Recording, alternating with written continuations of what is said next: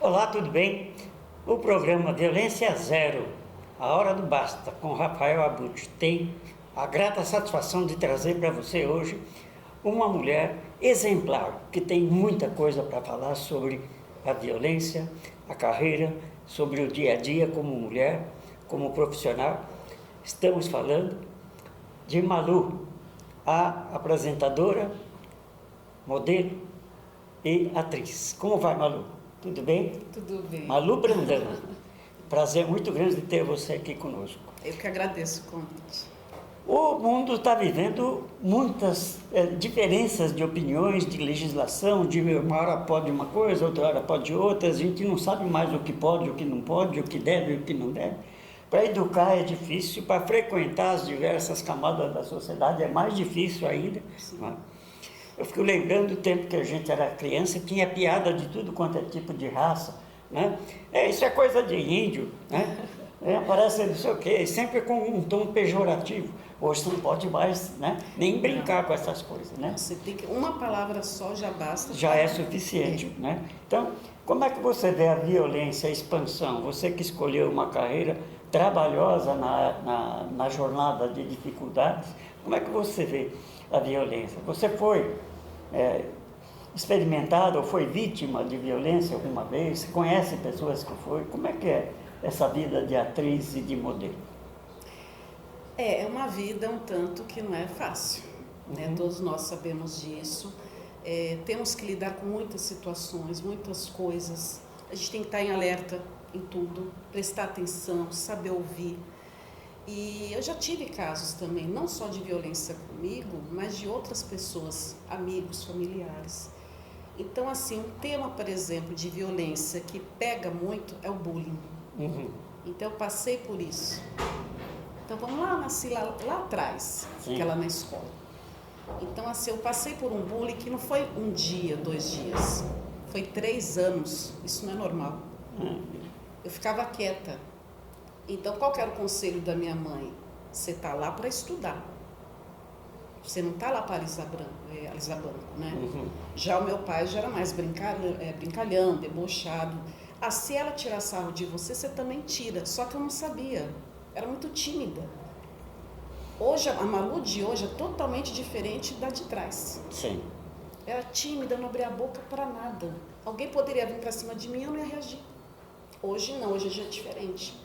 Então era assim, era uma menina que não gostava de mim, eu ficava no meu canto, mas simplesmente ela assim, cismou comigo, Rafael. Cismou comigo. E nisso, a tortura psicológica, ela fez com que os outros também pegassem raiva de mim. Esse contagia rápido, né? Nossa, então era como se fosse 10 contra 1. Então sempre estava coada o tempo todo. Eu era aquela pessoa que estudava direto. Era difícil eu ter uma nota assim, vermelha. Matemática, confesso que eu não estou muito boa, não. Mas nas outras, assim, a nota azul, trabalho de escola, sempre fui bem. Só que eu comecei a perder o gosto de estudar. Eu comecei a perder até o gosto de viver. Não queria nem mais saber de nada. Tinha hora que eu já estava cabulando. Isso com que idade? Nossa, 12 anos. 12 anos. Uma idade assim muito promissora, né? Onde tudo acontece, né? Exatamente. Então ali é o pai e a mãe que tem que estar ali conversando, direto. Entendeu? E eu já cheguei a tentar tomar comprimido por causa disso. Só que foi com uns 15 anos. Só que daí eu me arrependi. Na hora que eu falo pro meu pai que eu fiz isso, ele não me bateu. Mas ele me segurou pelo braço e falou, sai tomar esse litro de leite todinho. Olha a loucura que você está fazendo. Aí você morre e aquela que está tirando sarro de você continua estudando. E ainda ri da sua cara. Ele falou, reage. Então, assim, muitas coisas assim, às vezes assim, eu levava no susto. Né? Às vezes até achava ruim de quem estava querendo me ouvir, querendo me apoiar. Mas não, depois com o tempo que eu fui vendo que ele estava com a razão, meu pai e minha mãe, e outras pessoas também. Falou, você faz a besteira, você toma comprimido, você morre e ela continua vivendo. Você tinha mais irmãos também, não? Eu tenho uma irmã por parte de pai, né? Uma irmã por parte de pai. Mas foi difícil, foi muito difícil. E assim, até hoje ainda me pega bastante. Meu marido sempre fala, não, é uma coisa que você tem que E superar. quem você aceitava mais, a sua mãe ou o seu pai, ou estava equilibrado? Era assim, a minha mãe falava assim, você vai para a escola, faça a sua parte. Então assim, quem via de fora falava assim, nossa, ela não está sendo atingida. Eu ficava fria, mas por dentro eu estava assim, ó, sangrando. E lá em casa era o quê? Chorando. Uhum. E meu pai não, pelo meu pai, acho que eu deveria ser que nem meu pai. Hoje eu sou que nem meu pai. Sim. Então eu deveria também, ela tá tirando sarro de mim, também eu vou tirar sarro dela, vou levar na gozação. Talvez se eu levasse assim, na brincadeira, eu não ficava tão assim, com a cabeça mexida, porque isso afetou. Afetou bastante, que eu não esqueço, até hoje. Aí que mora o perigo, porque a criança cada uma tem um modo de reagir. Você precisa tomar muito cuidado com o que fala. Não adianta vir um conselho decisivo como se estivesse falando com um adulto, porque o mundo da criança é outro. Não é? Bastante. E o jeito da criança fazer as comparações e tomar uma atitude, hoje é de um jeito, amanhã é de outro. É um livro em branco, está escrevendo aos poucos, a mente, o cérebro. Não é? Exatamente. E nós não podemos aplicar tudo de uma vez e não podemos largar também tudo de uma vez. Por quê? O comportamento muda em casa. Se você está sofrendo bullying na escola, você tem um impacto na hora de conversar em casa, você fica mais retraída, você fica com a cara fechada e ninguém sabe por quê. Por que você está com essa cara? Aí aumenta a agressão, é mais violência ainda. Né? Tem gente que apanha. Apanha, porque é por isso que eu falo, quem está com algum problema, seja de bullying, de violência, Sim. Eu acho que as pessoas deveriam fazer o quê? É procurar ouvir aquela pessoa que está com problema. Claro, para tirar de dentro. Né? Porque às vezes ela está com algum problema, quer desabafar, quer pedir ajuda. Aí, por exemplo, ele vai naquela pessoa, não quero saber do seu problema nem nada, a pessoa vai se retraindo.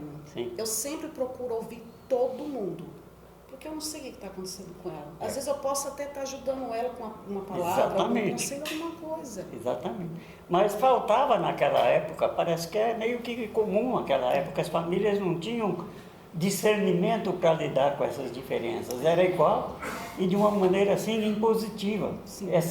Ou você faz daquele jeito ou você recebe uma punição. Não é? E a punição nem sempre é o melhor caminho, porque gera uma revolta interior. Fala, poxa, eu apanho por qualquer coisa. Não é? E esse apanhar, tudo bem, ajuda quando a gente precisa de uma correção. Né? Mas o ser humano, que nem, por exemplo, tem um autor americano chamado Robert Monte. Ele foi filho de um fazendeiro que já faleceu, mas que batia nele com corrente na fazenda, para ele fazer os trabalhos rurais lá. E ele pegou revolta daquela atitude agressiva e começou a pensar num meio sem violência de educar os animais. Por exemplo, no redondel da fazenda, ele começou a andar com o potro. E potros, se não for domado até certa idade, depois ninguém consegue montar nele. E o método de montar com espora e ficar furando o couro da barriga dele, judia dele. E leva uns 6 meses para ele se submeter. Claro, aumenta a revolta. E o Robert Monte, que passou por tudo isso, ele anda no redondel com o animal. E em menos de 2 horas o animal fica mansinho, deixa montar, come na mão dele, né? Porque foi tratado com amor e com carinho. Eu estou contando isso porque o Robert Monte veio para o Brasil dar palestra para executivos, para pais de família. Se o método contra a violência existe, nós estamos vestindo a camisa, não é? Violência zero, e não podemos deixar de valorizar iniciativa como essa. Então, uma criança precisa de abraço, de carinho, para ela se abrir. Precisa ser ouvida. Precisa ser ouvida. Precisa. Cala a boca, menina, você não deixa assistir televisão, fica assistindo aquele monte de coisa que não serve para nada, mas não dá atenção para o filho. Depois larga na mão de pessoas que vão falar o que quiser e você não tem como fiscalizar. Não tem como. Que às vezes, por exemplo, a criança vai crescendo. Sim. Aí se torna adolescente. Se ela não tem um apoio dentro de casa, ela procura lá fora. Aí é que está o perigo. Aí que mora o perigo. Aí é que está o perigo. Às vezes Ela assim, faz naturalmente comparações. Lá é assim, aqui é de outro jeito, não sei o quê. Só na minha casa que não dá. Não dá para ficar mais. Exatamente. Né? Que nem eu tinha uma afilhada que, por exemplo, ela tinha mais assunto, ela ficava mais à vontade comigo e com meu marido, que a gente era padrinhos, né? A gente batizou ela, do que com a própria mãe e pai. Eles viviam brigando o tempo todo. O tempo todo. Quando ela queria conversar com a mãe, sempre aquela bronca, sempre chamando atenção. Sim. Tanto que um dia ela até ficou com ciúme, né? Ela falou assim, mas toda vez que você vai na casa da sua madrinha, por que você volta aqui? O que vocês fazem com a minha filha? Que ela volta um doce. Eu falei, a falta de diálogo. Vocês não sentam que essa menina não conversa. É sempre ali, ó, tacando pedra o tempo todo. Então não há quem aguente. Aí vai procurar fora. E quando você decidiu sair de casa e buscar a carreira de atriz, de modelo, foi aceito, foi rejeitado? Você enfrentou isso? Com que energia você começou a superar isso? Não, a minha mãe já não era mais viva, né? Mas, assim, ela sempre gostou do mundo artístico. Só que, assim, ao mesmo tempo que ela gostava, ela tinha um certo medo. Era um medo, assim, de me ver sofrer com alguma coisa, né? De, por exemplo, tentar e não conseguir algo e, de repente, eu me decepcionar. Eu falei assim, não, se eu me decepcionar, cai e levanto. Não tem problema, eu tô aqui. Você estava determinada? Tava, e eu tô até hoje, e vou continuar sempre. Entendeu? Então, assim, a gente não pode nunca baixar a cabeça para nada. Sim. Né? Nessa carreira, teve alguma experiência de violência que você gostaria de relatar? Na carreira... De atriz, de apresentadora? O que eu posso dizer para você, Rafael, é perseguição. Perseguição ciumeira? Bastante. Bastante. Você não tem ideia. É muito complicado porque, assim, você procura fazer sua parte. Sim. Você procura fazer o correto, mas sempre tem alguém para poder querer destruir, querer acabar com você, querer te difamar, querer... Sim. Sabe? Isso é muito ruim. Só desejando o mal. Sim, sim. Eu procuro sempre fazer do meu jeito, assim, mas da forma correta. Sim. Mas parece que você fazendo da forma correta, parece que você incomoda os outros. Então, nisso é que eles tentam destruir você, ou tenta, por exemplo, se você tem amigos, familiares e tal, tenta dar um jeito de tentar mudar a cabeça da pessoa para poder ser contra você. É complicado. E faz, a chamada política contrária, né? Exatamente. Com que propósito? Gente que teve uma formação distorcida, uma deformação, não uma formação, né? E que quer levar isso para onde for, porque aquilo está ardendo dentro dela. E acha que aquilo é normal. Botar apelidos ruins, né?